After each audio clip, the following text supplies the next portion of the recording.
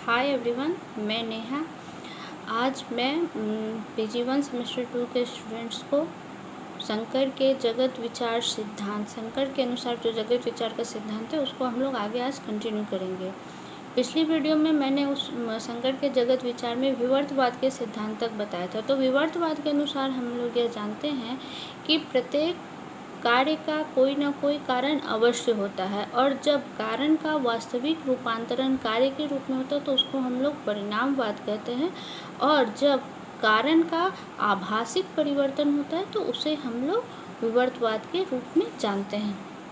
तो शंकराचार्य के जगत विचार सिद्धांत को हम लोगों को प्रॉपरली समझने के लिए उन्होंने 3 सत्ताओं का वर्णन किया है, जिसके बारे में हम लोगों को जानना बहुत ही आवश्यक है। तो वो 3 सत्ताएं हैं: प्रतिभासिक सत्ता, व्यवहारिक सत्ता और पारमार्थिक सत्ता। तो प्रतिभासिक सत्ता जैसे कि वर्ड आए, तो प्रतिभासिक सत्ता क्या है? तो प्रतिभासिक सत्ता के अंतर्गत वे विषय आते हैं जो स्वप्न अवस्था अथवा भ्रम में उपस्थित होते हैं, अर्थात वो उसकी उपस्थिति या उसका अस्तित्व क्षण भर के लिए होता है। जैसे ही हमारा स्वप्न टूटता है या हमें जब जब हम जाग जाते हैं तो हम फिर वास्तविकता का अनुभव करते हैं। तो जो स्वप्न में हम लोग जो भी वस्तुएं देखते हैं, जिस भी चीज़ को देखते हैं, उसका अस्तित्व वहीं पर समाप्त हो जाता है। फिर इनकी दूसरी सत्ता जो है व्यवहारिक सत्ता। तो व्यवहारिक सत्ता के अंतर्गत माना गया कि जो स्वाभाविक जागृत अवस्था में हमारे अनुभवों के अंतर्गत जो भी चीज़ें आती हैं वो उसको हम लोग व्यवहारिक सत्ता में रखते हैं। किंतु व्यवहारिक सत्ता में यह माना गया है कि यह जो व्यवहारिक सत्ता है भविष्य में इसके बाधित होने की संभावना होती है। मतलब अभी जिस चीज़ को हम जान रहे हैं कि ये सही है, तो हो सकता है कि भविष्य में वो बातें गलत हो जाए। जैसे कि इसका एक छोटा सा एग्जाम्पल ये है कि जब हम लोग शुरू में खाना बनाने के जब लकड़ी, कोयला आदि का हम लोग इस्तेमाल करते थे तो उस समय उससे धुआं निकलता था।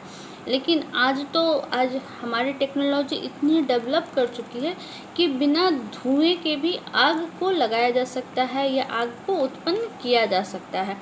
तो आज अगर हम यह कह दें कि जहाँ जहाँ पर हमें धुआं दिख रहा है वहीं पर नहीं, जहाँ जहाँ आग है वहाँ वहाँ धुआं होगा, तो ये बात आज के समय के लिए ये गलत हो जाएगा।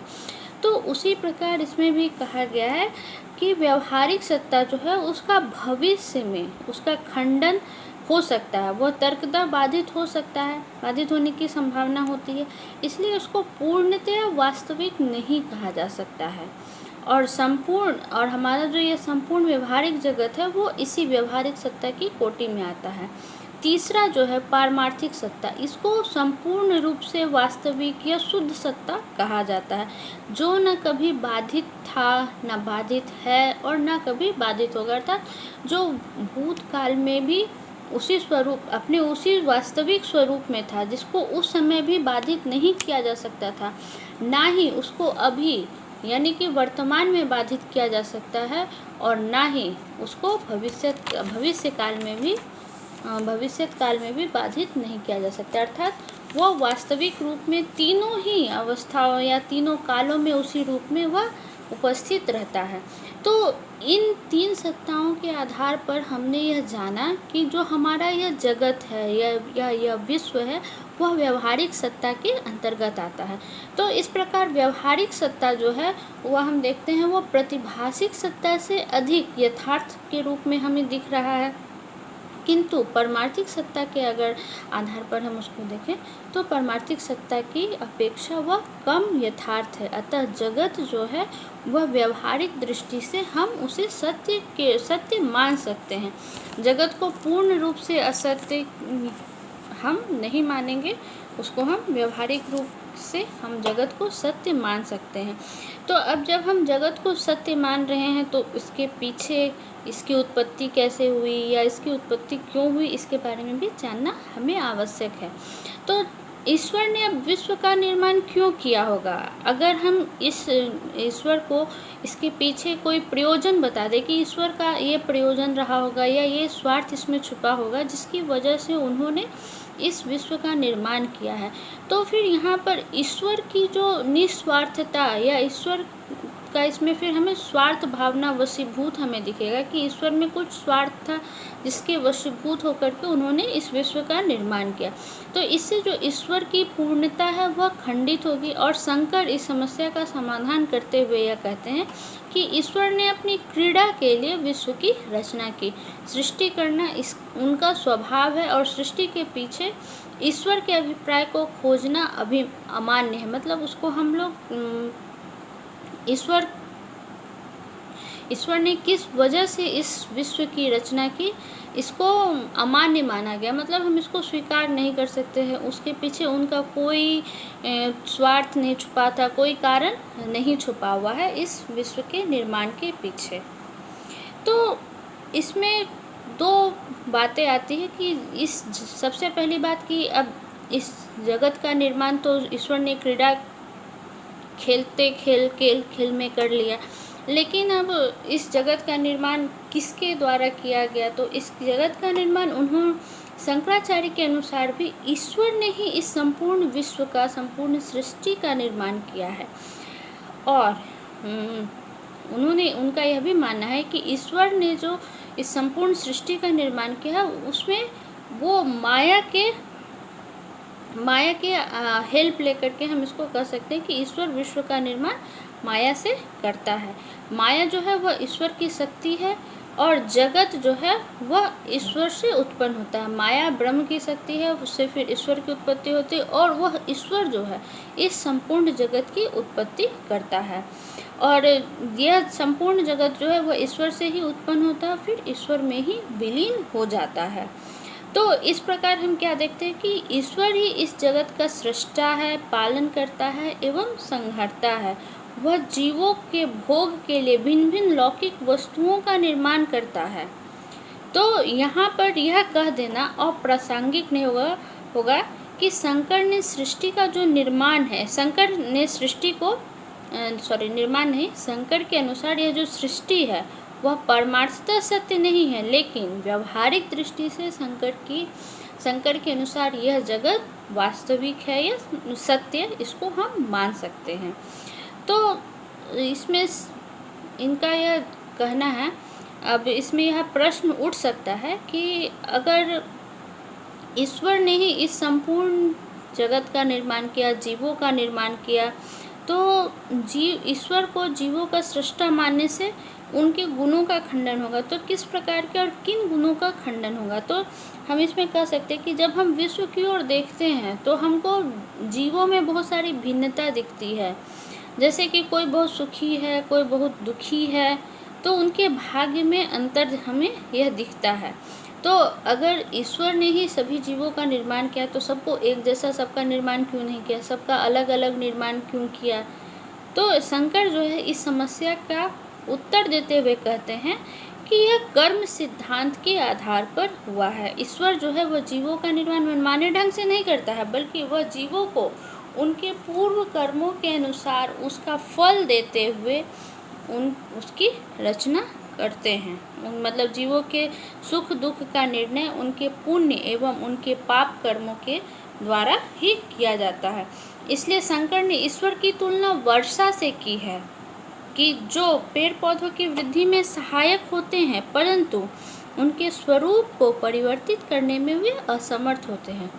अर्थात ईश्वर जो हैं वह अगर हम यह देखें तो वो मानव के विकास में वो सहायक होते हैं, लेकिन जो उनके द्वारा किए पिछले जन्मों के या पाप कर्मों के कारण जो उन्हें फल मिलता है उसको वो बदल नहीं सकते हैं, बल्कि उससे उबरने में, उनके दुख को दूर करने में वह हेल्प कर सकते हैं। तो शंकर के मतानुसार हम जब देखते हैं कि यह जो विश्व की रचना है यह कैसे हुई, तो शंकर ने यह कहा कि सर्वप्रथम सबसे पहले 5 सूक्ष्म भूतों का आविर्भाव होता है। जैसे तो इन्होंने बताया कि अब ये आविर्भाव हम देखेंगे कि कैसे कैसे होता है। तो पहले आकाश जो है वह माया से उत्पन्न होती है, मतलब माया जो ईश्वर की शक्ति है उसके द्वारा सबसे पहले आकाश की उत्पत्ति होती है। फिर वायु जो है वह आकाश से उत्पन्न होता है, फिर अग्नि वायु से उत्पन्न होता है, फिर जल जो है वह अग्नि से उत्पन्न होता है, और इस प्रकार आकाश, वायु, अग्नि, जल और पृथ्वी आदि सूक्ष्म भूतों की उत्पत्ति होती है, सूक्ष्म भूतों का निर्माण होता है। और फिर ये इन सूक्ष्म भूतों से 5 स्थूल भूतों का निर्माण होता है और इन्हीं 5 स्थूल महाभूतों से इस संपूर्ण सृष्टि का निर्माण होता है। ठीक है, तो अब इसमें जो स्थूल महाभूत हमारे हैं, तो उसका निर्माण जो होता है उसके लिए यहाँ पर एक पंचीकरण का नियम दिया गया है कि उन्होंने यह बताया है कि यह कैसे कैसे किस प्रकार से संयोग करते हैं। तो उन्होंने बताया कि जैसे स्थूल आकाश है, तो स्थूल आकाश की उत्पत्ति के लिए आधा आकाश 1/8 वायु, 1/8 अग्नि, 1/8 जल एंड 1/8 पृथ्वी, इन सबका जब मिश्रण होता है या इन सब का संयोग होता है तभी स्थूल आकाश की उत्पत्ति होती है। उसी प्रकार जब हम स्थूल वायु की चर्चा करेंगे तो स्थूल वायु की उत्पत्ति 1/2 वायु प्लस 1/8 आकाश प्लस 1/8 अग्नि प्लस 1/8 जल प्लस 1/8 पृथ्वी। तो इसी प्रकार से अन्य जितने भी हमारे सूक्ष्म महाभूत हैं, सूक्ष्म महाभूतों से स्थूल महाभूतों की उत्पत्ति होती है कि जिस भी महाभूत की उत्पत्ति होनी होती है उसका आधा भाग और बाकी अन्य 4 सूक्ष्म भूत जो हैं उनका 1/8 पोर्शन मिला करके स्थूल महाभूतों की उत्पत्ति होती है। तो इस क्रिया को पंचीकरण कहा जाता है। और प्रलय का जो क्रम है, जैसे हम लोग यह पहले भी जानते हैं कि यह जगत जो है, जगत की उत्पत्ति और प्रलय ये क्रमानुसार चलते रहता है। अगर अभी सृष्टि है तो इसके बाद प्रलय होगा और प्रलय के बाद फिर से इस विश्व की सृष्टि होगी। तो उन्होंने बताया कि प्रलय का क्रम जो है वह सृष्टि के क्रम के प्रतिकूल है। प्रलय के समय पृथ्वी का जल में समावेश हो जाएगा, जल का अग्नि में समावेश हो जाएगा, अग्नि का वायु में समावेश हो जाएगा और वायु का आकाश में और आकाश में तथा आकाश का फिर माया में। तो इस प्रकार से यह संपूर्ण सृष्टि प्रलय अवस्था में जाने के समय उनका क्रम विपरीत हो जाता है। जिस प्रकार से उनका क्रम हम लोग उत्पत्ति के समय देखते हैं तो ठीक उसका विपरीत हम लोग उस समय देखते हैं।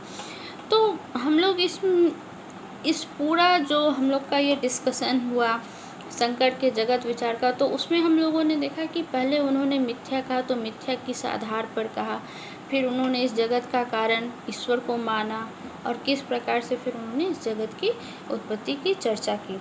तो इसमें थोड़ा सा हम लोगों को समीक्षा के तौर पर हम लोगों को यह लिखना है कि जब हम लोग इसका सार निकालेंगे तो हम लोग यह कह सकते हैं कि शंकर का जो जगत विचार है वो श्रुति सम्मत नहीं है। मतलब वो सुनने में हम लोग उस पर तर्क के आधार पर हम उस प्रकार से विश्वास नहीं कर सकते। तो अद्वैत वेदांतियों ने, जिनमें रामानुज जो है वह विशेष रूप से उल्लेखनीय है, उन्होंने कहा कि मायावाद के अनुसार शंकर ने मस्तिष्क की कल्पना बता करके उपनिषद बाह्य इसे घोषित किया और इन आलोचकों ने मायावाद के लिए शंकर को बौद्धों का ऋणी बता करके उन्हें प्रसन्न बौद्ध का नाम दिया। किंतु अगर हम इसको देखेंगे तो उपनिषद में भी तो रामानुज जी भी यह कहते हैं कि यह सब मायावाद की उपज है। चूँकि शंकर के सिद्धांत में हम लोग माया का एक महत्वपूर्ण स्थान देखते हैं, तो उसमें यह चर्चा की गई है कि यह संपूर्ण विश्व की उत्पत्ति जो है वह माया के द्वारा की गई, जिसका खंडन रामानुज के द्वारा किया जाता है। लेकिन R.D. रानाडे जो आधुनिक शोधकर्ता रिसर्चर है, उन्होंने यह बताया कि नहीं, मायावाद की जो व्याख्या है वो उपनिषदों में की गई है और शंकराचार्य ने इसे तार्किक रूप से, इसका तार्किक विकास करके सुव्यवस्थित रूप में हमारे समक्ष रखा है। तो अतः हम यह नहीं कह सकते हैं कि मायावाद जो है वह शंकर के मस्तिष्क की उपज है।